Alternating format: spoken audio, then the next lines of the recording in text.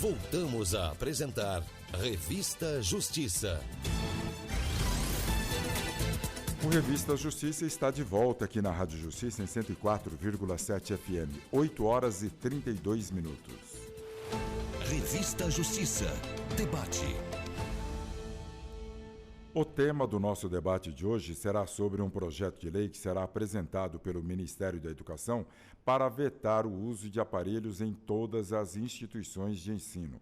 Segundo a pesquisa TIC Educação, 28% das instituições de ensino urbanas e rurais já implementaram restrições rígidas em relação aos smartphones. E para conversar com a gente sobre esse assunto, nós estamos recebendo aqui nos estúdios da Rádio Justiça a advogada especialista em Direito Educacional e Educação Inclusiva, doutora Tatiane Feliciano. Um bom dia, senhora. Muito obrigado pela presença e a participação aqui na Rádio Justiça. Agradeço a todos, bom dia a todos e vamos dar um debate interessante de hoje. Os agradecimentos também ao neuropsicólogo Dr. Rafael Rosa. Um bom dia, muito obrigado pela presença e a participação. Bom dia, Arthur. Bom dia, doutora Tatiane. Prazer estar aí, né? Fico muito feliz aí pelo convite e vamos aí falar um pouquinho sobre esse tema muito importante. E daqui a pouco vai chegar aqui também o nosso convidado, especialista em docência do ensino superior, leitura, escrita e produção textual, José Salvador Borges de Araújo, para fechar o time aqui para este debate. Professora, doutora Tatiane Feliciano, o porquê desta discussão? O Ministério Público quer apresentar ao Congresso Nacional um projeto de lei para proibir o uso de celulares nas instituições, nas escolas, nas instituições de ensino. O que está acontecendo, professora? Então, tem um projeto já de lei que foi feito em São Paulo, que ele deixou os alunos voltarem a utilizar o telefone, né? Ele foi feito em 2016, caso não me engano, alterou o projeto de lei de 12.730 de 2007. Então, ele alterou, falando, não, a partir de agora vocês podem utilizar, né, nas escolas públicas. E agora vem aí, né, o Ministério da Educação vem trazendo essa novidade para a gente. O que esse impacto proibitivo traz para esses adolescentes, para essas crianças, para esses jovens, né? Esse impacto, eu acredito, a proibição completa disso pode trazer impactos negativos, né? Acho que trazer para as escolas essa responsabilidade é um impacto negativo, né? A gente não pode pegar e trazer, olha, a partir de agora vocês não terão tela. Como esses adolescentes vão reagir? Porque em casa eles podem utilizar o aparelho o tempo inteiro, né? Na hora do almoço, na hora da janta, em qualquer horário, vão dormir sem horário para poder ir utilizando tela. Aí chega na escola pela manhã, ou pela tarde, ou no período integral, eles passam, não, a partir desse momento aqui você não pode utilizar a tela. Então, eu acredito que é um pouco drástico, né? Eu acho que tem que ter, sim, uma lei para poder respaldar a escola, né? É interessante isso, mas essa educação tem que vir de casa, né? Acho que ela tem que vir dos pais que falam, olha, a partir de agora vamos criar nossos filhos como antigamente, né? Sem a tela. Você vai almoçar sem tela, você vai passear sem tela, você vai ficar no quarto sem a tela. Tirar um pouco a tela, tirar dessas crianças que estão vindo, dessa nova geração, colocar a tela em menos quantidade, né? Vamos colocar um horário, vamos supor, né? Estipular horários, porque hoje a criança, o adolescente usa a tela praticamente 24 horas por dia. Eu, particularmente, acho que tem que ser proibido, mas eu acho que isso não é um problema, não é um trabalho que a escola tem que ter, né? É um trabalho que os pais têm que ter essa responsabilidade de tirar a tela das crianças, porque hoje em dia a gente vê crianças, bebês, os pais carregando os bebês nos carrinhos, com um suporte de tela. Então, assim, você está criando uma criança, um bebê já com aquela dependência. Aí depois implica para a escola, olha, professor, se vira em sala de aula. É mais ou menos isso que tem acontecido, né? Se vira em sala de aula. Aqui em casa eu não quero a minha responsabilidade, porque é mais fácil para mim, porque eu quero me alimentar, porque eu quero fazer alguma coisa, e eu deixo a criança no celular, ela fica quietinha, né? É mais ou menos assim que funciona hoje. Então, levar essa responsabilidade 100% para a escola, eu acho temeroso. Meu ponto de vista, acho temeroso no aspecto civil, né? E no aspecto como mãe, né? Também eu acho temeroso se você impor essa responsabilidade de educar seu filho a não ter tela para a escola, né? É meu ponto de vista. Perfeito. Vamos ouvir também a posição do Dr. Rafael Rosa, ele que é neuropsicólogo. Está trazendo prejuízo para as crianças esse negócio, e retirar é uma coisa muito brusca que pode trazer outro tipo de consequência? Tirar o celular, que fique bem claro para o ouvinte. Certo. Bom, Arthur, é inegável, né, a questão dos prejuízos, né, negativos para os impactos, não só relacionados ao aprendizado, a questão ali mesmo, né, de desenvolvimento criativo. Em diferentes faixas etárias dessas crianças vão ter esses impactos, né? Os estudos vão mostrando aí que quanto mais novo, né, essa criança tiver essa exposição demasiada, né, às telas, os impactos vão ser maiores. Então, a gente falando aí de faixa etária, né, de educação infantil, né, a gente tem um impacto aí, né, com relação ao desenvolvimento, né, nessa parte cognitiva de aprendizado.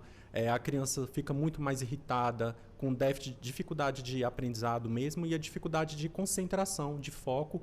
E essa tela, ela inibe o processo criativo da criança.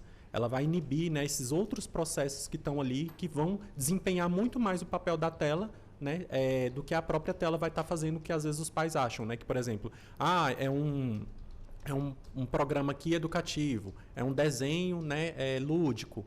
E, na verdade, acontece ao contrário, né, porque essa exposição fácil, ela inibe que aquela criança também ative outras áreas do cérebro para poder ali, né, observar que existem diferentes possibilidades para outros problemas, e aí vai gerando uma ansiedade, porque é uma criança que vai ser mais imediatista, ela vai ter um comportamento mais, né, de pensamento rígido, ou seja, ela vai pensar somente daquela forma, que ela acha que só existe aquela forma de resolver o problema, e vai trazendo várias consequências aí, principalmente também na questão da socialização. É uma criança que não vai saber, né, lidar com um colega, que não tem essa prática do brincar, do criar. Né? E nos adolescentes a gente vai ver um impacto aí voltado, né, para questões de transtornos, né, de depressão, de ansiedade, né, de um adoecimento psíquico mesmo, né, porque ela está ligado diretamente com essa parte neurológica ali do cérebro. Né? Então, a proibição ela pode trazer também características, por exemplo, né, que foi citado numa reportagem, né, que foi efeitos como se fosse de abstinência, né, quando retiraram. Né? Eles tiveram como ali uma ressaca ali né, de uso, como se fosse um uso de uma substância psicoativa. Então, essa proibição, eu entendo, né, que ela precisa ser debatida nesse contexto mais amplo, né, mas não só no sentido porque, por exemplo, o que está sendo apresentado? Os impactos de aprendizado. Mas será que a escola, né, que vai resolver isso, se retirar? Se eu não fizer isso em casa, será que vai resolver o problema também? Então, eu acho que é mais ou menos nesse contexto que a gente precisa ampliar o discurso. Doutora Tatiane Feliciana, a senhora deixou vários ganchos, né? A questão dos pais, eu acho que falta autoridade, né? Porque ele não sabe o que fazer quando a criança está com birra, chorando, exatamente, dá o celular e ela fica quieta. E também a senhora falou das escolas, né? Que tem que ter um projeto de lei para que a escola não tenha culpa, leve a culpa desta proibição. Mas também não tem essa questão da falha dos pais e da falta de autoridade das escolas. Olha, aqui na minha escola sou eu que mando e vai ser desse jeito. Quer usar celular, vai para outra escola. Não é um contexto, uma complicação que está acontecendo isso aí? A falta de postura dos dois lados. Assim, Arthur, vamos pensar aqui. Na escola particular, a gente estava até conversando, né, doutor Rafael? Na escola particular, nós impormos, né, essa autoridade, eu acho que seria mais fácil, né? Olha, a partir de agora, nossos alunos aqui, você vai fazer a matrícula, nossos alunos não terão acesso a celular assim. Então, vai do pai colocar ou não, né? Sabe que vai haver uma punição.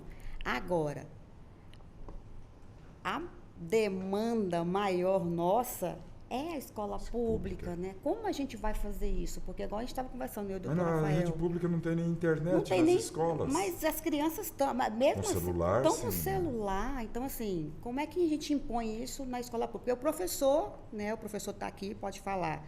Como é que o professor vai pegar o celular do menino que está lá, né? Mesmo que está lá, a regra. Você não pode usar o celular. O menino vai lá e usa o celular. Eles não respeitam o professor na escola pública. Isso aí é algo assim assustador.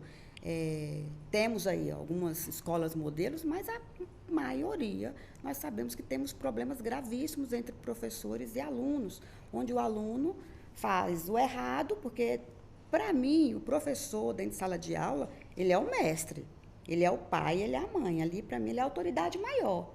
Mas, para alguns pais, Arthur, não é assim.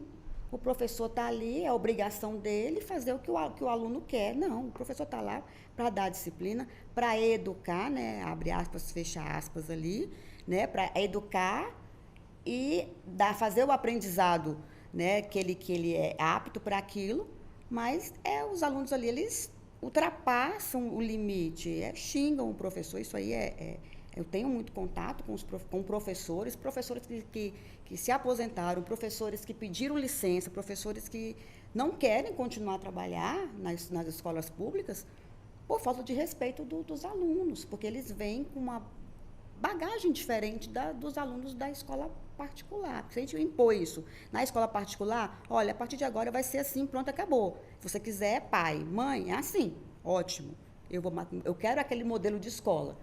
E na escola pública, como é que seria isso? Como é que a gente pode impor e ter esses limites? Porque a gente pode ampliar muito, né, a nossa conversa aqui, porque uns vão para a escola armados, né, ou é faca, ou é colher embaixo da meia. Então, assim, o leque é muito maior, né? Eles podem atacar o professor, e aquele costume deles ali, igual o doutor Rafael falou, aquele costume deles é tanto que eles sofrem uma abstinência. Então, como é que você vai lidar com essas crianças que em casa não tem um emocional, não tem um trabalho feito em casa, porque os pais trabalham muito, a mãe, né, corre o dia inteiro, ou às vezes nem tem o pai dentro de casa. Então, o leque é muito maior, né? Eu acho que o professor vai poder explicar melhor como funciona isso dentro em sala de aula. Não sei se o professor é de escola pública, mas ele vai saber embasar isso aí melhor. Mas eu acredito que isso em escola pública vai ser um problema maior, né? Acho que, sim, a autoridade tem que ter, e a autoridade, para mim, tem que vir de casa, sabe, Arthur? A autoridade tem que vir lá do berço. Quem manda aqui na casa é a mamãe e o papai. Acabou, não tem isso. Não tem essa, não, vamos conversar, vamos isso, vamos aquilo outro. Não. Quem manda é o papai e a mamãe. A gente cita as regras e vocês vão seguindo, né? Então, acho que tem que vir lá do berço, lá de casa mesmo, né?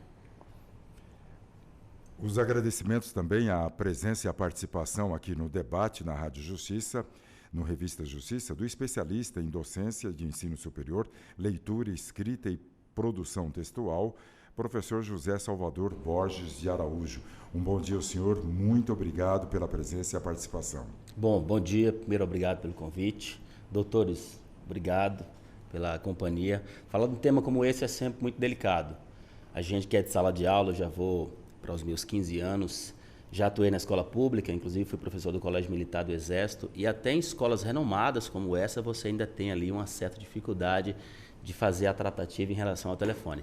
A gente tem uma lei distrital, a Lei 4131 de 2008, que proíbe o uso de celulares em escolas públicas e privadas de ensino básico, mas você sempre tem essa dificuldade de ter o apoio familiar, é como a doutora falou, porque a educação, a própria Constituição fala no artigo 205 que ela é um dever do Estado e da família, só que a família abandonou a educação.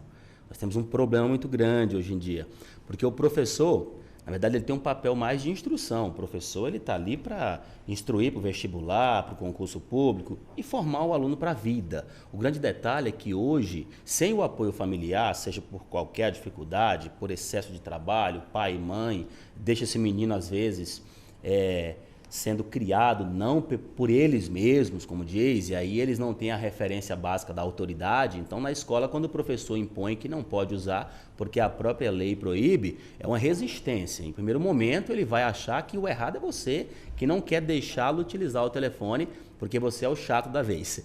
E aí eu trabalho em uma escola particular em Samambaia e um aqui na Asa Sul, e eu tenho 14 anos nessa mesma escola em Samambaia. E a resistência muito grande ao meu trabalho foi muito grande, porque quando eu cheguei à escola eu deixei claro, não vai mexer. A lei garante que não vai usar e não vai usar. E ponto. E assim, graças a Deus, honestamente falando, todos os alunos que passam por mim, que respeitam a minha autoridade, que na hora que eu entro eu já aviso, olha, entrei em sala, o celular vai para a mochila e a mochila para debaixo da cadeira.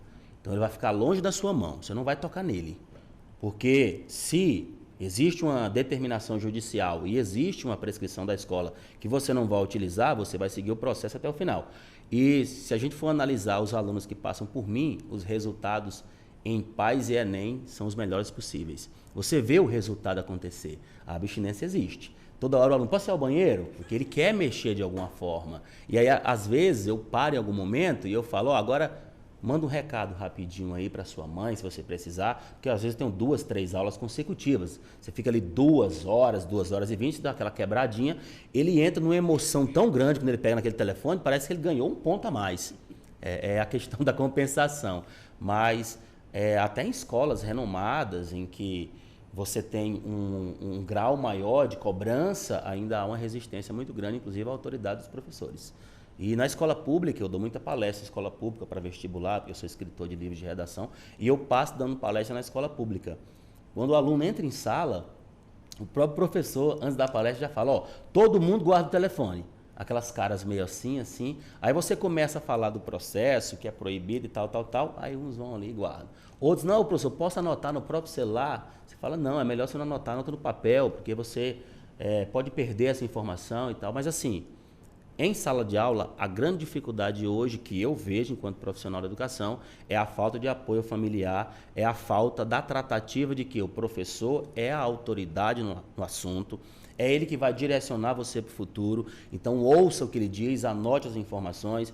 Mas eu ouvi isso quando eu me formei de um colega, que ele disse assim, eu sou professor já de ensino fundamental, ele falou, e por mais que você se pinte do Batman, você não está ali para ensinar o aluno, você está ali para atrapalhar o dia dele, porque na cabeça dele tudo é mais interessante do que você. Joga bola e hoje mexer no telefone. E uma grande preocupação que eu tenho hoje é com vícios em jogos online. Eu já vi em algumas escolas, por onde eu passo, alunos que pedem dinheiro para comprar lanche e estão apostando no Tigrinho e em outros aplicativos. Você imagina o tamanho do problema que nós estamos enfrentando hoje. Professor José Salvador, antes de voltar para o doutor Rafael Rosa, que prejuízo para o aprendizado traz o celular na escola? Eu gostaria que isso já tem levantamento sobre quais são os problemas causados?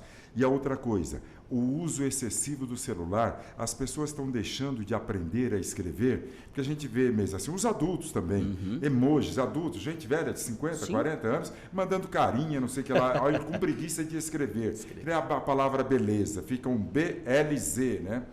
Isso está atrapalhando também a escrita desse jovem? Demais. Dessa criança, adolescente Sim, e jovem?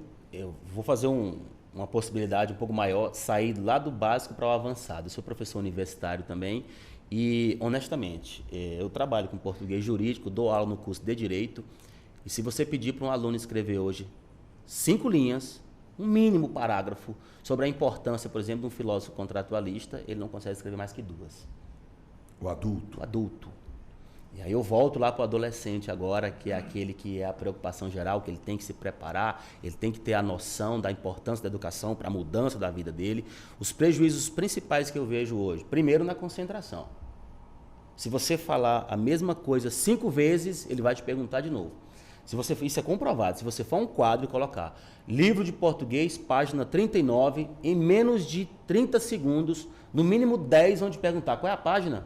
com ele escrito no quadro. Professor, é para escrever o quê? É para fazer o quê? Então, e essa falta de concentração é um problema muito grande que já está em outro viés. Eu sou também especialista em trânsito. O tamanho do problema que o celular vem deixando no trânsito, ninguém se atentou ainda. Prejuízo visual, prejuízo manual e cognitivo. A quantidade de acidentes por falta de atenção não é brincadeira. E em sala de aula, qual o grande problema, o grande prejuízo que a gente tem hoje? Eu parei para reparar esses dias nas escolas, para onde eu dou palestra. Na minha época, você entrava na sala, você via 4, 5 pessoas com óculos. Hoje em dia, 70% de quem está numa sala ou usa ou precisa de óculos. Então, Por causa da claridade? Por causa da claridade da tela. A dificuldade de concentração, porque o que acontece? O que eu vejo hoje? Eu sempre pergunto na sala, vocês estão dormindo quantas horas por dia? Ah, professor, eu durmo 6, 7 horas. O aluno, parece que as letras estão se mexendo no quadro. O cansaço dele, ele fica ali piscando, desesperado, tentando pegar a informação, e ele não consegue. Então, um dos prejuízos maiores hoje que o celular está deixando, primeiro, rotina de estudo. Acabou, não existe mais rotina de estudo. O aluno fala, eu só estudo na escola.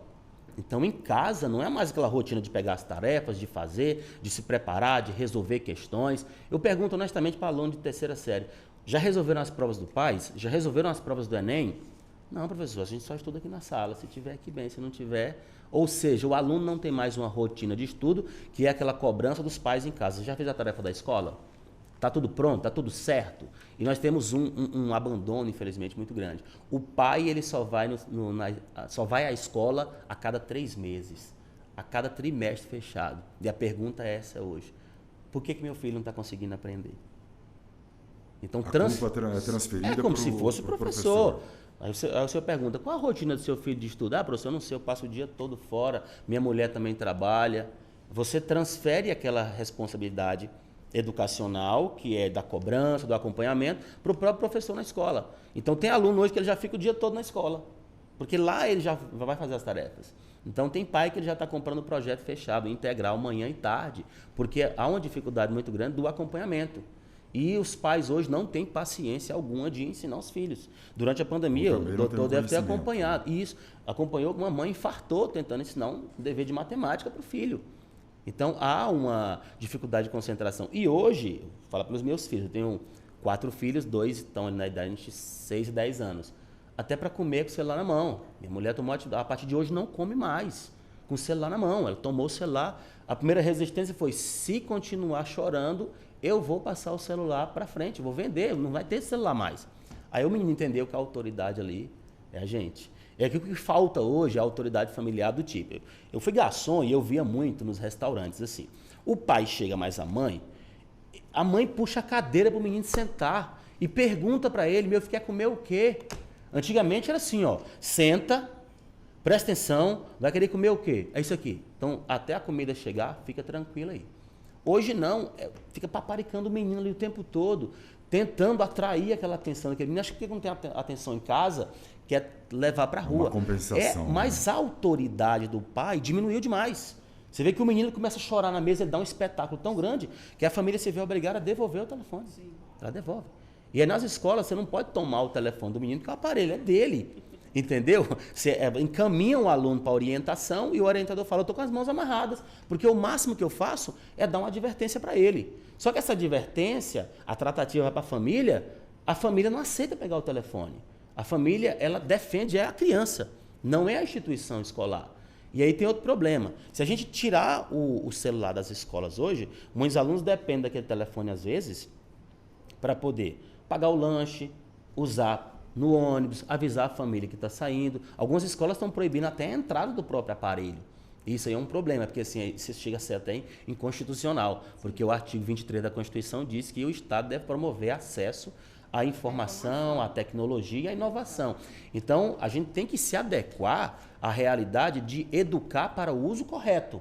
Porque se você proíbe, né, doutor, você vai arrumar um problema maior. É a realidade deles. Eles nasceram na era do celular. Então, as escolas têm que entender que precisa fazer uma tratativa para o uso correto e adequado do celular como uma ferramenta para a educação. Porque é uma ferramenta poderosa. Agora, se mal utilizada, o primeiro prejuízo nas notas, está lá embaixo, já foi comprovado que 25% dos países já aderiram à proibição do celular em sala de aula e já perceberam um aumento significativo nas notas, porque honestamente, se eu não tenho rotina de estudo em casa, eu dependo daquele conteúdo intensificamente dentro da sala de aula, eu tenho que aproveitar o máximo possível quando eu estiver ali. E aí, com a questão do celular na mão, porque assim, o aluno, ele é malandro. Ó, coloca o celular na mochila e põe a mochila embaixo da cadeira. O que ele faz? Ele põe aqui embaixo, quando você pisa, que você vira para escrever no quadro, quando você virou, ele já pegou, ele já pôs aqui no bolso. Há casos em que você zera a prova do aluno, porque o celular é proibido durante a aplicação da prova. Inclusive, se ele tocar no Enem ou no PAS, o aluno é desclassificado. E aí o aluno vai e põe aqui no bolso, e ele cobre, às vezes com um casaco. E quando você pisca, ele já está com o celular na mão. Então, e isso é uma questão até ética, porque se o aluno sabe que é proibido durante a prova, por qual motivo ele vai arrumar um subterfúgio para colocar aquele celular no bolso? E quando você passa para a família que está zerando a prova, porque o aluno estava com o celular durante a prova, a família ainda acha outro subterfúgio, mas ele estava mexendo. Em momento nenhum ela diz que ele estava errado. Ela tenta arrumar uma maneira que a instituição é quem está errada. É a culpada. São 8 horas e 58 minutos. Nós estamos debatendo hoje sobre um projeto de lei que será encaminhado ao Congresso Nacional pelo Ministério da Educação para vetar ou não o uso de aparelho, para vetar melhor, o uso de celular nas escolas. Doutor Rafael Rosa, nós vamos ao intervalo. Eu retorno com o senhor dentro do que foi colocado aqui pelo professor José Rafael e também a nossa convidada, a doutora Tatiane Feliciano. Em instantes a gente volta.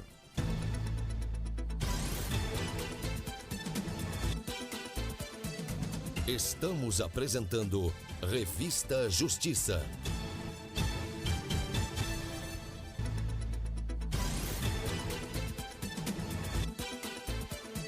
Voltamos a apresentar Revista Justiça.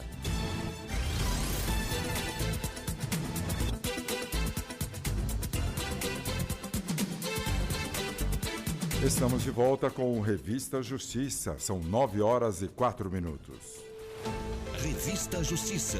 Debate. E o debate de hoje é sobre um projeto de lei que será apresentado pelo Ministério da Educação para vetar o uso de celulares em todas as escolas do país. Os nossos convidados de hoje são a advogada especialista em Direito Educacional e Educação Inclusiva, a doutora Tatiane Feliciano, o neuropsicólogo, doutor Rafael Rosa, e o especialista em docência do ensino superior, leitura, escrita e produção textual, professor José Salvador Borges de Araújo. Agora a gente retoma esse assunto agora com a vez do doutor Rafael Rosa. Dentro do que falou o professor José Salvador, da compensação do aluno que pede para ir no banheiro para usar o celular. E ele falou desse cognitivo. O que é este cognitivo? E dentro da saída da sala de aula, já pode, para usar o celular, já podemos chamar de vício? O que é? Boa pergunta, Arthur, né? A gente estava conversando agora aqui no intervalo, falando um pouquinho sobre isso. E essa questão da dependência, né, em jogos virtuais, ela já vem sendo tratada, né? Inclusive a OMS já no CID-11 ela já trata essa questão, né, do vício em jogo eletrônico, né, que é essa necessidade, né, de ficar ali toda hora, né, fazendo esse consumo excessivo.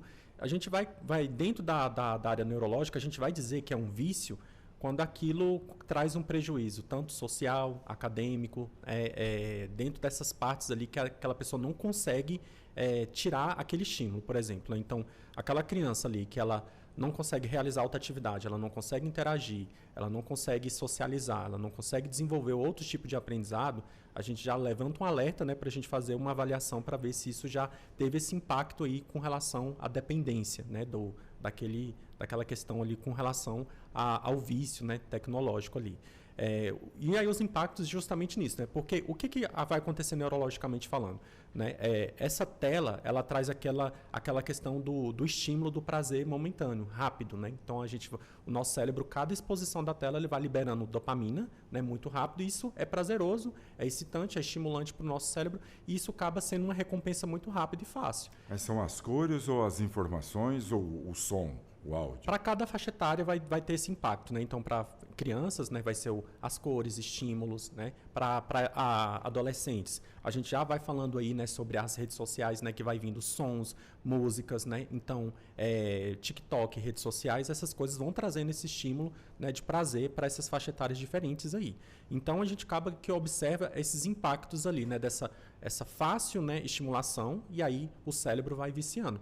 Né? E aí vai trazendo diferentes problemas, né? Não só nessa questão cognitiva, mas até o professor que falou, né, dessa questão do vício em jogos, né, que nós já temos isso também tratado, né, dentro do DSM, né, como o jogo patológico aí, dessa questão de desenvolvimento, que é aquela pessoa que já começa a gastar e ela vai viciando mesmo, porque a princípio traz esse prazer momentâneo, né, e esses impactos aí com relação a isso. A nossa preocupação maior, né, com essa relação a esse projeto aí, é de que a gente, na verdade, assim, ela tá focando no problema, por exemplo, emocional, saúde mental, mas o que nós vamos fazer fora desse ambiente, por exemplo, escolar?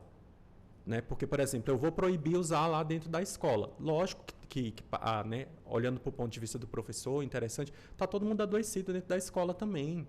Então já está todo mundo, né, cansado, saturado. Ele falou da questão do abandono, né? Os professores não querem mais, né, seguir a carreira de docência por conta desse adoecimento. Não é por conta somente, né, porque eu não me realizo na profissão, não, por conta do adoecimento mesmo. E aí, esse projeto, né, que está visando, né, todos esses quesitos, que é o adoecimento psíquico, se a gente não fizer esse processo também em casa, nós também fazemos, porque nós também estamos adoecidos.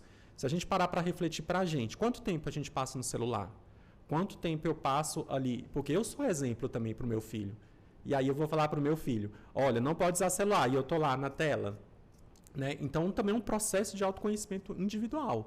Porque, por exemplo, eu posso estar tendo insônia porque eu durmo com o celular na minha cama, mas eu não quero que meu filho use o celular né, na hora de dormir.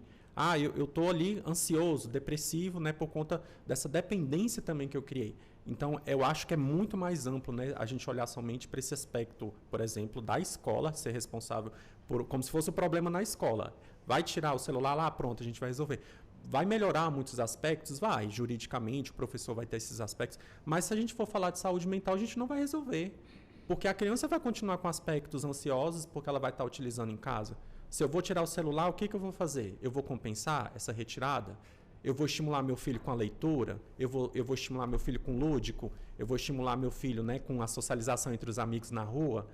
Né? Você vai fazer? Então, a gente precisa olhar para isso também. Não basta somente a gente pensar que retirar. E o que você vai substituir? Porque a gente precisa, sim, substituir. Não adianta eu tirar o celular do meu filho e falar assim, senta aí nesse sofá e tá tudo resolvido. Não vai rolar. Né? Então, o que eu vou fazer? Eu vou fazer a leitura à noite com meu filho ao invés de eu deixar o celular com ele na cama? Né? Eu vou colocar, né, ali para assistir alguma coisa, mesmo que fosse o pouco tempo ali, eu vou fazer essa leitura com meu filho também. Então, eu acho que vai muito dessa reflexão também, porque às vezes a gente só vai apontando os erros e a gente precisa olhar o que a gente vai fazer então com essa situação. Na escola, né, mas a gente em casa, como pai, como responsável, eu vou retirar, mas eu preciso fazer. Então, eu vou ter tempo de sair com meu filho para o parquinho na rua? Eu vou ter tempo de levar meu filho na atividade física? Ou eu vou fazer todo esse processo?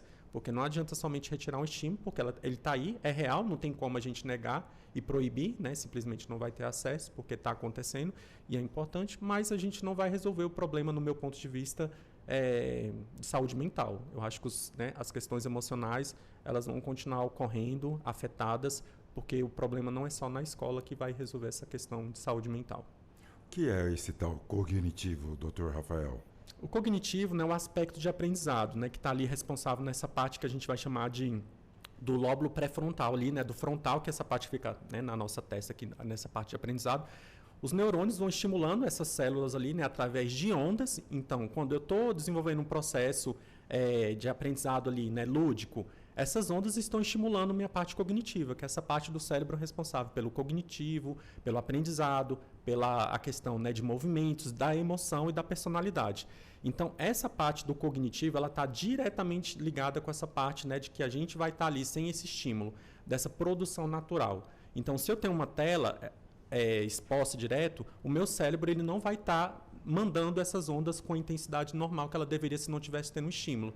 Então, o nosso cérebro fica ali mais lento, né, de estímulo dessas ondas, na parte cognitiva. Então, não vai estar estimulando. Então, um cérebro que não é estimulado, ele não vai desenvolver aquela rede, né, neurológica para desenvolver o cognitivo, né, que seria ali a parte do aprendizado, o cognitivo, que vai ser essa parte das interferências que a criança vai olhar, por exemplo, e resolver vários problemas de diferentes formas, né, não vai ter aquele comportamento que a gente vai chamar de pensamento rígido. Então, essa parte cognitiva ela está ligada diretamente com essa exposição, né? Se eu não estimulo, ela não vai desenvolver, né? E a tela inibe esse estímulo natural, né, da parte cognitiva. Doutora Tatiane Feliciano, houve convergência no que a senhora falou logo na abertura do debate com a chegada do professor José Salvador. A questão é os pais saberem, né, se impor. Falta de autoridade, é isto que está acontecendo. Porque hoje tem hoje não, já há muito tempo, o meu filho, a minha filha são meus amigos. No meu ponto de vista, não, eu sou pai, eu sou mãe e pronto, você é meu filho e acabou. Porque na hora ali das peripécias do adolescente, ele não vai contar para a mãe, para o pai o que fez, o que aconteceu, vai contar para o amiguinho ali, né? Então a questão é a autoridade, como a senhora colocou, e o professor José Salvador também. Eu acredito que sim, porque os filhos, né, são frutos do meio, né? Como o doutor Rafael falou, como eu vou modificar algo no meu filho, sendo que eu estou o dia inteiro em tela, né? Como é que eu vou ler uma história para uma criança na tela? Eu sou a favor estou aqui com o meu papel, eu sou ainda a favor do papel, do cheirinho do livro, né? Eu acho que isso aí está faltando para os pais hoje em dia, talvez por falta de tempo, por terceirizar, né? Abre aspas aí, fecha aspas, a mão de obra deles, né? Do celular, isso aí é uma terceirização, porque é mais fácil você colocar a tela para a criança. Então, acho que essa autoridade tem que vir de casa, a gente não pode passar essa obrigação para a escola, para o professor em si, né? Isso aí tem que ser modificado em casa. Vamos passar a ler livros, passar a ter mais tempo ali com os filhos.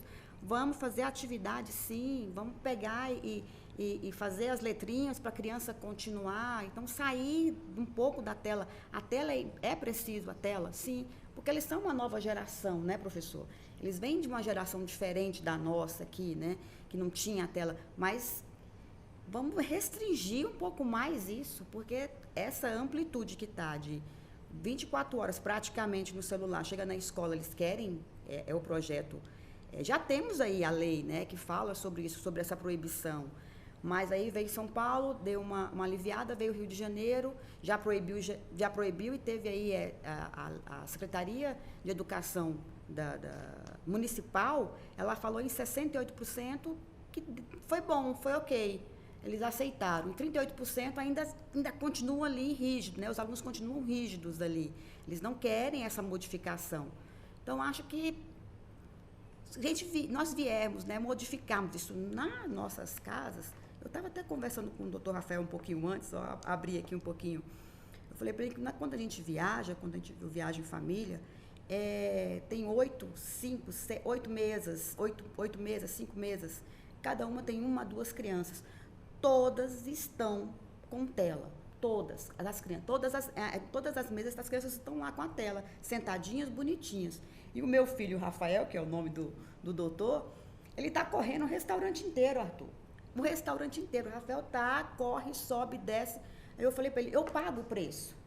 Isso é pagar o preço. Acho que os pais hoje, né, pelo cansaço, pela correria, não querem pagar o preço. Isso é pagar o preço. É mais cansativo. Eu estou de férias, meu filho está correndo o restaurante inteiro para jantar. E eu correndo com um prato atrás dele com a colher.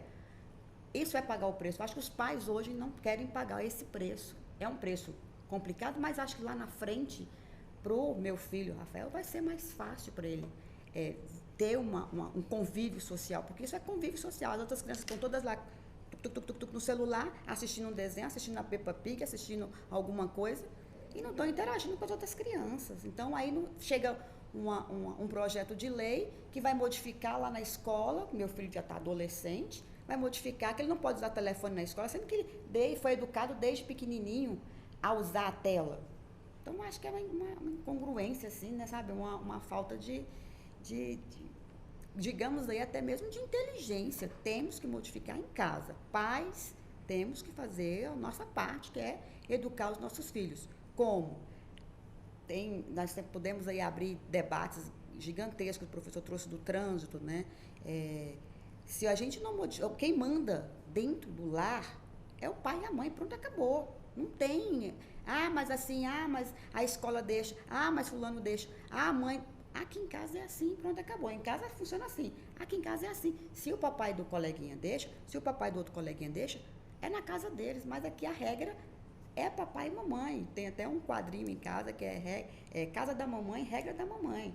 Eu tenho um quadrinho em casa. Acabou, não tem isso. Então, essa discussão com criança desde pequena. Faz isso. Vamos ver o que você quer que o professor trouxe. Está errado, porque a gente tem trazido aí, tem esses jovens que vem agora, essa geração Z, né? Você vê, é depressão, ansiedade, crises, né, existenciais, que na minha época, minha mãe, né, perdão da palavra, minha mãe falava, vai caçar uma lavagem de roupa, vamos pôr para lavar a roupa que você vai melhorar isso aí. A gente não tinha tempo para isso. Hoje essa abertura demais, né? Não vamos, tem trazido problemas psicológicos gravíssimos lá na frente. Esse é o meu ver. Eu tenho um filho de 25 e eu tenho um de 5. Então, eu tenho aí um parâmetro de gerações grandes, né? Então, eu vejo que tem problemas que o meu filho mais velho tem, que o mais novo já não tem. Assim, eu percebo a diferença, mas a mãe que foi lá atrás, que já deixava a tela, não muito, nunca fui muito de deixar a tela, e a mãe que deixa 0 tela, é diferente. É muito diferente. Então, a gente tem que trazer isso de casa mesmo. Para mim, a autoridade tem que vir do lar. Não é a escola que tem que ter essa autoridade. Dizem que mãe chata tem filhos vencedores. Tem filhos, né? Vencedores. E mãe legal, bacana, moderninha, filhos fracassados. Exatamente. Você até trouxe aí, Arthur, você falou sobre... essa modernidade. Eu sou sua amiga. Eu falo muito com meu filho Tiago, né? Ele deve estar me ouvindo aí. Ele deve até estar me ouvindo aí. Fala, minha mãe me dedurando, né? Eu falo, eu não sou sua amiga. Eu não sou sua coleguinha. Isso eu falo já pro Rafael. Eu falo, eu não sou sua amiga, eu não sou sua coleguinha. Eu sou sua mãe. E mãe é chata. Eu tô aqui para colocar, para falar o que você... às vezes, ontem ele falou, mamãe, pequeno, você é muito chata. Eu falei, sou mesmo, com orgulho. Ainda brinquei assim, dessa forma. Porque hoje ser chata é ruim, é visto como ruim. Não, ser a mãe chata é visto como ruim pelos próprios colegas, pais dos outros coleguinhas. Sou mesmo. E tá tudo bem, tá tudo certo. E quero continuar sendo. Lá na frente, a gente conversa, né? Então, eu falo isso pro Tiago até hoje. Eu falo, eu não sou sua amiga, eu sou sua mãe. E eu vou impor... tem um ditado, né? Um dizer que fala o seguinte, que dentro de casa, enquanto eu estiver comendo meu arroz com feijão, vai ser as minhas regras. Eu falo isso muito para o meu filho mais velho. Enquanto você estiver dentro de casa, a regra é minha e do seu pai. A hora que você sair, as regras são suas. Você pode fazer do jeito que você quiser na sua casa. Mas aqui dentro, comendo meu arrozinho com feijão, é assim que funciona. Professor José Salvador, o senhor falou de uma questão de ética do aluno, que tira o celular da mochila enquanto o professor está escrevendo lá na lousa, o quadro negro, né? E estas redes sociais, na escola, em casa também, ela dita normas, mudou comportamento? Que análise o senhor faz como professor? Olha, Arthur, hoje nós temos um problema muito grande, que é a questão comparativa das redes sociais. É a filha da empregada que quer comparar o modelo de vida da filha da patroa. E aí essa comparação nas redes sociais traz um problema muito grande, inclusive dentro das escolas. Porque é aquela questão da culpabilização dos pais, aquilo que Renato Russo falava, né? Você culpa seus pais por tudo, isso é um absurdo. Acho que nenhum pai quis nascer pobre ou dar uma vida difícil para o filho. Mas o filho ele tem essa tendência de querer que o pai dê para ele a mesma vida que o filho do patrão tem. Então, eu sou professor e tenho um filho de 17 anos na escola e eu sempre falo para ela, você não pode querer pautar a sua vida pela vida do meu patrão. De forma nenhuma. A filha dele tem uma realidade, você tem outra. E para você se equiparar à realidade dela financeiramente, você vai ter que dar um passo para trás para dar 2 na frente. As realidades são diferentes. E é engraçado que o discurso comparativo familiar, ele está muito duro, inclusive, com as crianças. Por quê? Não só nas redes sociais, o comparativo, mas o discurso familiar em casa é muito perigoso. Do tipo, seu irmão passou no vestibular de primeira, você só me dá problema. Então, isso não pode ser dito? Isso é terrível, porque às vezes cada um tem um tempo e uma aptidão. Não é porque a doutora passou na prova da OAB no 9º semestre que o filho dela que vai fazer a prova tem que passar no 8º ou no 9º. Cada um tem seu tempo. Então essa pressão que se cria pela comparação, porque qual que é a ideologia de hoje? Pais fortes estão criando filhos fracos. Porque as dificuldades da nossa época nos lapidaram para enfrentar qualquer situação que venha. Eu vou dar um exemplo da minha época, dos meus amigos, a maioria são bem-sucedidos, e eu nunca vi falar que nenhum tivesse nenhuma crise de ansiedade ou depressão. Nenhum deles, da minha época, eu estou falando aí de 40 a 50 pessoas. Hoje nós temos uma sala de aula em que você tem no mínimo 50% de pessoas com problemas cognitivos vinculados à não aprendizagem, vinculados a problemas de ansiedade ou depressão. Essa autocomparação que as redes sociais vêm trazendo, o próprio Zygmunt Bauman é um filósofo polonês, ele fala que nas redes sociais tudo é mais fácil, mas na vida real o problema é muito grande e a gente tem que entender que esse problema ele é real. A sociedade está doente, como o doutor falou, ela está muito doente e a família não quer aceitar que está doente. E aí você vê alunos em sala de aulas ali de cabeça baixa, muito triste, o professor, querendo ou não, ele precisa se aproximar dessas crianças, porque o papel só de instrutor, ele não pode ser limitado à aprovação do aluno, a gente tem que formar agentes da paz, do bem, formar pessoas para o mundo. É o que a minha diretora estava falando ontem, a gente não pode só chegar e proibir o uso do celular, porque se ele não é acostumado a receber não em casa, ele não vai querer receber não na escola. Então, o que o senhor falou, pai é pai, mãe é mãe, pronto, eu falo, você obedece. O problema é que quando ele sai daquelas 4 paredes, ele quer impor o modelo de vida dele numa escola, e quando o professor diz, não, você não vai mexer no telefone, porque você tem que fazer tal tarefa, você precisa me entregar, porque a nota formativa vai te cobrar, não só o resultado, mas a participação em sala. E aí você cria uma resistência com o aluno, porque ele tende hoje a se comparar com o colega do lado. Ah, mas meu colega não faz e passa. Aí você fala, peraí, mas eu vou me comparar com o que é ruim? Eu tenho que me comparar com o que é bom. Porque para me comparar com quem está lá fora, eu tenho que lembrar que para estar entre os melhores, eu tenho que ser no mínimo muito bom, senão eu fico para trás. A quantidade de pessoas que sonham em passar, por exemplo, no curso de medicina, doutor passou, a senhora passou, sabe o processo que é passar em direito e medicina, é extremamente difícil. Você concorre com 1 para 165, com alunos altamente preparados. Tem alunos que passam 4, 5 anos tentando passar e não conseguem. Quando você se assusta, eles estão se automutilando. Se automutilando, o que é um problema. Mas por que isso aí? Porque a defasagem vem lá do básico. E aí quando ele tenta atravessar a barreira do médio para o superior, ele não tem conteúdo formado. Qual é a série mais perigosa para um aluno hoje, Arthur? O 9º ano.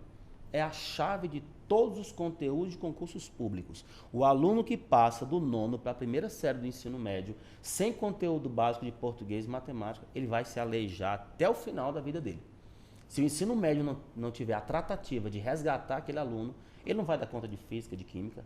E hoje, o aluno que não tem rotina de estudo, que ele passa mais tempo no celular em casa, porque a família não coordena, e não coordena mesmo, tem aluno que já falou para mim, eu passo 6 horas no telefone. Já falei, rapaz, você já imaginou 6 horas ao telefone? Eu falei, você já imaginou se você passasse 6 horas estudando e resolvendo questões de provas? Porque eu provo em sala de aula que a aprovação tem a ver com rotina e disciplina, o cuidado com o estudo. Então eu mostro para ele, eu vou ao quadro, eu pego ali, por exemplo, 10 questões de ensino médio e depois eu pego 10 de ensino superior. Eu ensino as 10 do médio, quando chega no ensino superior, ele consegue acertar de 7 para 10. Então ele fala, ué, mas isso é fácil, isso é questão do Senado Federal? Eu falei, a questão é do Senado. E ela é cobrada da mesma forma que eu cobro no 9º. O detalhe é, se você não tiver a rotina de resolução, se você não tiver um acompanhamento básico e um direcionamento, você fica para trás. Mas o detalhe é que hoje o aluno realmente ele está aluno, ele não está mais estudante. Na cabeça dele, se ele passar na escola, está ótimo.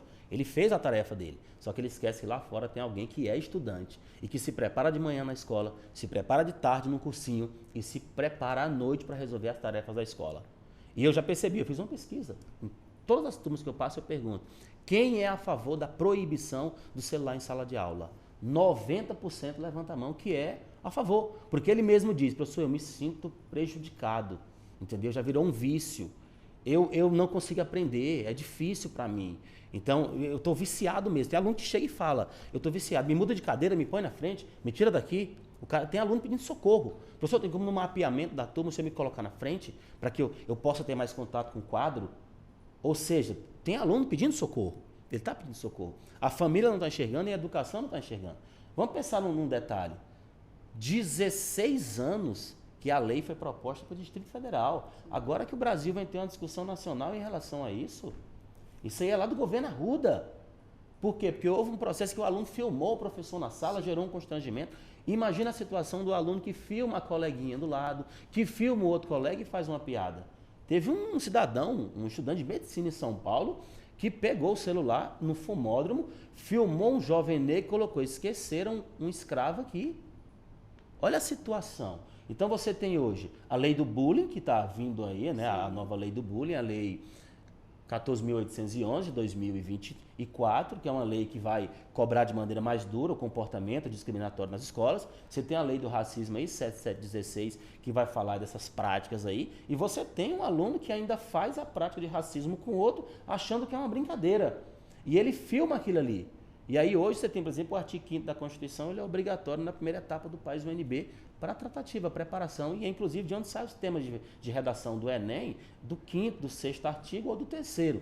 E o aluno, quando ele vai estudar o artigo 5º, ele toma um susto quando ele olha e está lá: é garantida a liberdade de expressão, mas é proibido o anonimato.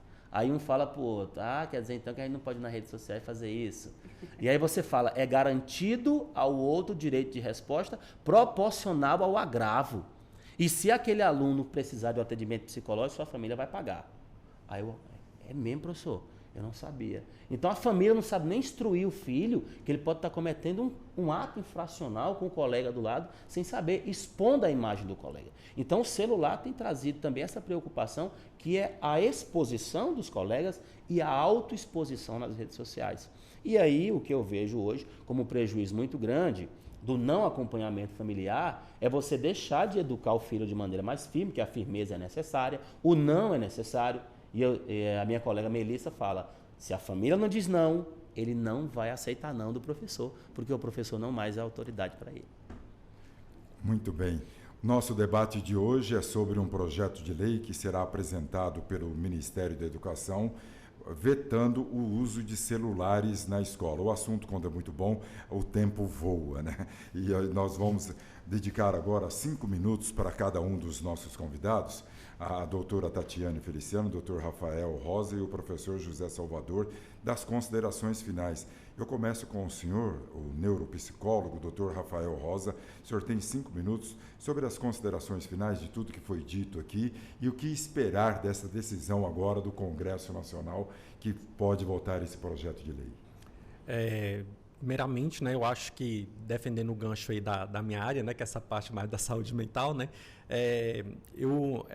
meu alerta é justamente isso, né, que eu acho que nós estamos ali tentando dar uma resposta, né, para esse sofrimento, né, que está apresentando dentro da educação, dentro da própria instituição também família, né, que eu acho que está passando por esse sofrimento, por conta dessas mudanças de gerações, né, e a gente entende que é um processo complexo mesmo, porque não tem como a gente falar desse impacto dessa tecnologia, né, de aspectos positivos também, né? Então, não tem como a gente comparar a nossa realidade com a realidade, né, dessa geração atual. Porque, por exemplo, quando a gente fala da ausência, né, eu tenho vontade de ir para Paris. Se a gente nunca viu, né, na nossa época, se eu nunca vi Paris, eu nem sei onde é que é Paris, eu não vou sentir falta daquilo que eu não tenho, que eu não vejo. Né? E esses meninos não, essa geração, eles estão vendo o mundo todo, né? Então, eles vão almejar essa questão, né, do estímulo rápido. Então, a minha preocupação, né, com esse projeto, né, de lei, assim, ele seja somente assim, aquela questão de não resolver de fato o que realmente deveria, assim, né, que é o problema, que, por exemplo, né, é o adoecimento, que é a questão do aprendizado, do cognitivo, que não é a retirada somente ali. Vai ter um respaldo jurídico, que eu reconheço, né, dessa importância, mas eu visualizo muito nesse sentido, né, de que, fato, nós não vamos estar ali proporcionando as responsabilidades, por exemplo, né, ali do debate da família realmente ter esse acesso. Olha, eu preciso fazer essa conscientização do uso do celular na minha casa, com o meu filho. Né? Então, não está trazendo esse debate, porque está trazendo um debate como se fosse somente o problema lá dentro da escola, né? Da responsabilidade da escola. E aí a gente tem que trazer essa reflexão mesmo. Né? Olha, se eu não fizer a mudança em casa, não vai adiantar. Então, a gente tem que trabalhar mesmo essa questão, né, dessa importância e não normalizar, né, que, por exemplo, está tudo bem, não está bem. Né? Às vezes, né, realmente a gente tem que olhar para isso. Não está legal. Como que hoje uma geração está querendo abandonar a profissão de professor? Hoje, por que a geração não está sentindo mais estímulo em estudar? Por quê? Né? Então, isso é muito mais além, né, somente da questão da sala de aula. Então, é muito preocupante quando um aluno hoje você fala que ele não tem interesse de estudar, que isso não é mais estimulante, que ele vê a referência o quê? De influência, YouTube, aquilo ali para ele é a realidade dele. Então, ele está se inspirando nisso daí. Né? Então, hoje não é mais os professores que inspiram, né, os alunos dentro da sala de aula. E é triste a gente visualizar isso, né, porque a gente acaba entrando nesse adoecimento, porque aquilo não é real. Né? Então, por exemplo, é imediato, é algo, né, que não traz esse crescimento. Então, todo mundo vai conseguir ser influencer, ser bem, né, rico, ali, famoso, alguma coisa do tipo. E aí, entrar em contato com essa realidade é desafiador, porque causa sofrimento, tanto para os pais quanto para a nova geração. Então, é trabalhoso, mas eu acho que a gente precisa entrar em contato. Então, a restrição ela é fundamental também dentro da nossa casa e a gente também precisa também se perceber. O que eu faço de uso, quanto tempo que eu faço, né, de contato, de controle desse uso, para a gente também ser exemplo, né? Porque a criança ela é uma esponjinha, ela está sugando tudo que está olhando ali. Então, se eu estou olhando tudo, né, fazendo uso excessivo de celular, se eu sento na mesa também com o celular, com meu filho na hora do almoço, ou se eu estou toda hora, né, fazendo esses estímulos, né, vai ficar também um processo complicado, porque a gente está, né, também terceirizando como se fosse somente as crianças que vão ser impactadas. E não, os adultos também são impactados, né, por esse uso excessivo, vício em jogos, vício em dependência, tanto adultos e idosos. E aí a minha preocupação é muito mais nisso, né, nessa perspectiva de saúde mental geral e para todos. O senhor tem ainda 40 segundos. A solidão provoca isso também? O jovem é solitário hoje? Solidário? Solitário. Sim, a questão, né, a questão de ser mais solitário, por quê? Se eu quiser conversar com você, manda uma mensagem. Eu não tenho mais aquele contato de te ver, né? Eu não preciso mais ter essa troca, né? Então é rapidinho, eu vou lá, troco, vejo na rede social, né? Então como que eu sei que você gosta de mim? Hoje eles falam assim, ele curtiu a minha foto. Né? Curtiu a minha foto, então eu sei que você gosta de mim. Então essa é a solitude também, né? Da solidão dos adolescentes também, né? Que não tem mais aquele contato do abraço, do contato com relação a isso. Muito obrigado, Dr. Rafael Rosa, neuropsicólogo, que participou aqui desse debate, que com certeza enriqueceu muito para o nosso ouvinte. Eu que agradeço. Bom dia, senhor. Muito obrigado. Agradeço a todos aí. Obrigado. E as considerações finais também da doutora Tatiane Feliciano. Então, 5 minutos. Vale a pena lembrar também que esse acesso, esse projeto, né, do Ministério da Educação, as pessoas com deficiência, elas vão continuar podendo ter acesso. Até mesmo teve um projeto da CEF de Santa Maria, 213 Santa Maria, na escola pública, onde o professor, né, que eu parabenizei demais, achei o projeto fantástico, que deu voz a uma menina de 16 anos, não sei se o professor ficou sabendo disso, deu voz a menina de 16 anos que tem paralisia cerebral. E ele percebeu que ela tinha ali ela conseguia, era alfabetizada, mas ela queria se comunicar, né? Então, eles fizeram um projeto onde com os alunos de robótica, escolheram algumas meninas e elas fazendo pesquisas de aplicativos, né? Então, aí que está, né? Até onde essa limitação, essa proibição vai ser positiva também. Porque essas meninas fizeram um aparelho onde essa criança, né, que essa adolescente de 16 anos, até onde não conversava, não interagia com as colegas, passou a ter voz. Até ficou chamado de voz de Ana, né? É o Voz de Ana que deu. o nome desse projeto. É interessantíssimo isso. Então, esse projeto, né, de lei que está previsto aí no Ministério da Educação não vale para as pessoas com deficiência, né? A gente tem que trazer isso aí, porque senão fica, alguns pais aí podem ficar, nossa, como meu filho vai lidar com isso, né?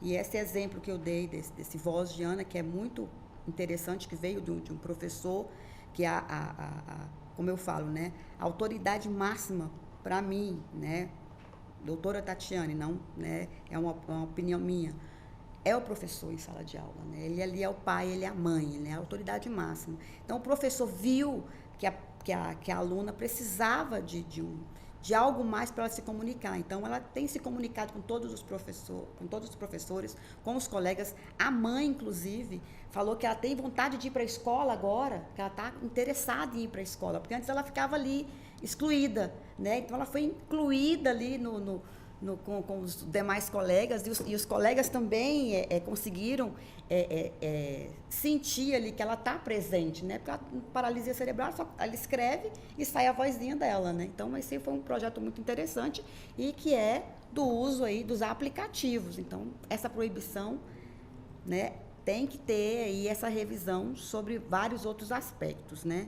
E eu costumo dizer assim, a Constituição garante acesso à informação, ótimo, mas a educação tem que vir de casa, né? Não é um dever do Estado. É dever do Estado em outra linha, mas o dever de educar é dos pais, vem de casa, né? Não adianta a gente querer essa obrigação, imputar essa obrigação à escola, né? Isso tem que ser modificado. A obrigação tem que vir de casa. Tire o seu celular da sua criança. Crianças nos carrinhos, já com o suporte, né, de celular. Vamos adaptar as crianças ao normal, né, que é o quê? É a conversa, é desligar o telefone, desligar a TV, é sentar mesmo para conversar. É aquela coisa da antigamente, né? Vamos discutir o que está sendo, como foi o dia, como foi a semana, voltar a essas raízes, né? Porque aí, se nós voltarmos um pouco a essas raízes, lá na frente, mesmo que tire totalmente esse projeto, passe esse projeto, não seja tão danoso para os jovens cognitivamente, né? Porque eles já estão muito tranquilos, para ele não vai fazer diferença ter o celular ou não ter o celular em sala de aula, né? Eu sou totalmente contra, não concordo, acho que tem mesmo que quem manda é o professor falou, pode, não pode, pronto, e acabou. E a lei está aí, ela fala que não pode e pronto, não pode, pronto, e acabou. Mas temos, igual o doutor Rafael falou, como isso vai agir psicologicamente neles. Então, tudo começa dentro da casa da gente, né? Pais e mães, nós temos que tomar a frente e falar não, pronto, acabou, e assim vai. Perfeito. Esta foi a participação da advogada especialista em Direito Educacional e Educação Inclusiva, doutora Tatiane Feliciano. Os agradecimentos pela participação no debate aqui. Foi um prazer enorme. E as colocações finais agora do professor José Salvador. Bom, primeiro eu quero agradecer a todos pela oportunidade.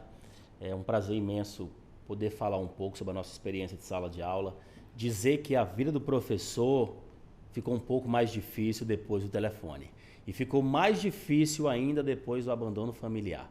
Então, essa questão ela tem que ser tratada como saúde pública, porque tem a ver com a questão mental, solidão, tudo isso aí. É um subterfúgio, é um viés que o aluno usa hoje para fugir da sua realidade, muitas vezes, do abandono familiar.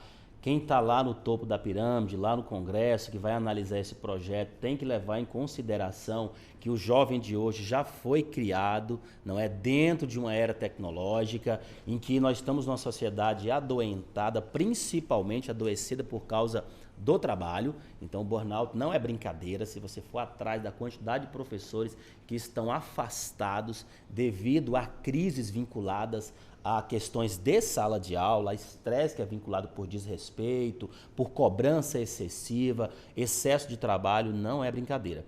Então hoje, ao meu ver, honestamente, se nós aprovarmos o projeto, nós estamos dando a certificação de que o trabalho da educação não está sendo realizado como deveria ser, nem na parte familiar, nem na parte educacional, porque nós temos que preparar o jovem para aprender a respeitar regras. Quanto mais tem leis num país, mais se prova que a ética não existe nele. Porque se um pai disser para o filho, você não vai usar o celular durante a aula e ponto, não precisa de uma lei. A lei, ela é a comprovação de que existe um comportamento equivocado e que uma ordem vai ter que tomar as tratativas. Se a lei seca fosse tão eficaz quanto a gente esperou no começo, a gente não teria a quantidade de mortes que o trânsito brasileiro tem por pessoas embriagadas. Se, por exemplo, os órgãos de trânsito pararem numa sexta-feira em locais estratégicos, você vai encher o bolso do Estado de multas, porque é uma questão ética, educacional, comportamental. Ou seja, a lei por si só não vai ter a força que se espera. Então, o que o Congresso tem que entender? Algumas escolas estão colocando caixinhas para o aluno colocar o celular e tranca com a chave e no intervalo o aluno vai lá e pega o celular de volta. Mas e se esse celular quebrar? E se esse celular cair quando o colega for pegar o do outro? Quem vai responder por essa questão? Porque hoje o que a gente pode fazer é encaminhar o aluno para coordenação, direção ou orientação, para ela fazer a tratativa de que o aluno estava agindo de maneira antiética em sala de aula. Mas se nós queremos preparar uma sociedade para agir eticamente, corretamente, respeitosamente, eu acho que o primeiro passo é fazer as famílias entenderem que tudo começa em casa. O professor é a autoridade do conhecimento, a autoridade comportamental é o pai. Então é o pai que vai dizer, você não vai utilizar o celular na escola porque lá o ambiente é proibido. E se lá é proibido, você vai fazer o que o professor diz. Não precisa ter uma caixa para você colocar seu celular. Você sabe que o celular tem que estar na mochila. Então a primeira tratativa é, entrou, deu bom dia, pega o celular, põe na mochila, quer saber a hora, pergunta para o professor. E ponto. Não fique inventando e se. Pergunte que ele vai te responder. Então o ideal é, o Congresso tem que entender que a lei por si só não vai ter o efeito que se espera. Se não houver um acompanhamento familiar e se não houver toda uma parte direcionada da instituição para preparar aquele aluno para a abstinência que está vindo aí. Então a gente pode arrumar um problema ainda maior nessa tentativa da proibição. O que a gente tem que fazer é uma adequação. Inclusive, o celular é uma ferramenta poderosa de estudo. Eu digo porque eu, às vezes, utilizo o celular como base para a produção de textos. E quando você faz o comando, o direcionamento específico, e o aluno entende que aquilo ali tem sentido, a coisa anda, a coisa funciona. Muito bem. Esta foi a participação do especialista em docência de ensino superior, leitura, escrita e produção textual, professor José Salvador Borges de Araújo, que participou do debate. Professor José Salvador, muito obrigado pela presença e a participação do senhor. A gente agradece pela oportunidade. E hoje o Revista Justiça fica por aqui neste debate. Daqui a pouco você vai acompanhar as informações dos tribunais superiores.